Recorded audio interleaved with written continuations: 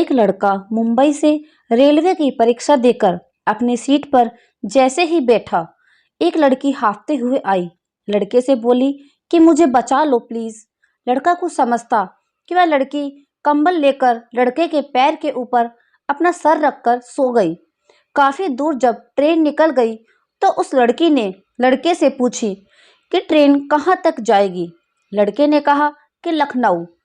तब तक टीसी आया, बोला कि टिकट दिखाइए।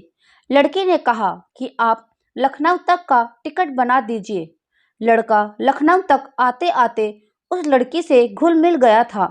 ट्रेन जब लखनऊ स्टेशन पर रुकी तो उस लड़के से बोली कि मैं इस शहर में नई हूँ, मेरे एक रिश्तेदार रहते हैं, लेकिन बैग में पता रखते समय भूल गई। आप 2-4 दिन अपने घर पर मुझे रख लीजिए। लड़के ने कहा कि ठीक है। जब लड़का अपने घर पहुंचा, घर की बेल बजाई तो लड़के की बहन देखकर हैरान रह गई कि भैया परीक्षा देने गया था तो रिजल्ट भी साथ ही लाया है। लड़के ने लड़की की मजबूरी बताई, घर वाले राजी हो गए। लड़की दूसरे दिन घर में इतना राशन खरीद कर रख दी कि घर वाले भूल ही गए कि इस लड़की को इसके रिश्तेदार के यहाँ छोड़ना है। लड़के की बहन की शादी तय हो गई, लेकिन 80,000 रुपये दहेज में कम पड़ रहे थे। लड़की के पिताजी लोन लेने की बात कर ही रहे थे। इतने में वह लड़की बोली कि बाबूजी, आप लोन मत लीजिए, हम आपको दे देंगे। शादी बड़ी धूमधाम से हुई। बहन की शादी के बाद लड़के ने लड़की से कहा कि मैं तुमसे प्यार करता हूँ, मुझसे शादी करोगी? लड़की बोली कि यही बात अम्मा बाबूजी के सामने रखिए। लड़के ने कहा कि यह बात अम्मा बाबूजी से राय लेकर बोला हूँ। लड़की सबके सामने बोली कि मेरे बारे में बगैर जाने ही आप लोग शादी के लिए तय मत सोचिए। सच्चाई जानने के बाद क्या आप मुझसे शादी करेंगे? वह बताई कि मुंबई के रेड लाइट एरिया के एक कोठे की वेश्या हूँ। जब मुझे मालूम हुआ कि मेरी कीमत लग गई है तो माँ से बोली कि इस दलदल में मुझे मत डालो, मुझे पढ़ लिख कर क्या यही करने के लिए सोची हो? मुझे मेरी माँ ने कहा कि बेटी, तू ग्राहक आने से पहले कहीं भाग जा।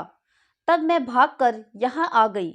यह सुनकर सबके पांव तले जमीन खिसक गई और उस लड़की से बोलना बंद कर दिया। यह बात तत्काल बेटी के ससुराल में मालूम हुई। लड़की अपने पति से बोली कि मुझे अपने मायके जाना है। वह अपने मायके जैसे ही पहुंची, लड़की अपना कपड़ा समेटकर घर से निकलने वाली थी। लड़की ने कहा कि कहाँ जा रही हो? तो वह बोली, भगवान जाने। इतना कहकर वह फकफकार कर रोने लगी। लड़की अपने माता पिता भाई से बोली कि आप लोग बहुत गिरे हुए इंसान हो। आज 2 साल से यह साग सब्जी राशन पानी लाई तब गंदी नहीं थी। जब मेरी शादी में 80,000 रुपये दी तब गंदी नहीं थी। मेरी शादी का सारा सामान खरीद कर मुझे दी तब गंदी नहीं थी। ये जेवर बनवा कर मुझे दी तब गंदी नहीं थी। मेरी शादी में सारा खर्च जब यह उठाई तो गंदी नहीं थी। तब तो आप लोग प्रशंसा के पुल बांधते थे कि यह बेटी नहीं साक्षात लक्ष्मी है। अगर भाभी की जगह आपकी बेटी होती तो आप मुझे भी घर से निकाल देते। वो भाई का हाथ पकड़कर बोली, क्यों भैया, जब आप भाभी को लेकर दिन रात घूमते थे तब गंदी नहीं थी, आज गंदी हो गई। अगर भाभी से आप भैया शादी नहीं किए तो मैं कभी नहीं इस घर के दरवाजे पर नहीं आऊंगी। हम लड़कियों को यही समाज गंदा बनाता है, कोठे पर ले जाकर बेच देता है और कोठे पर जाकर सोता है।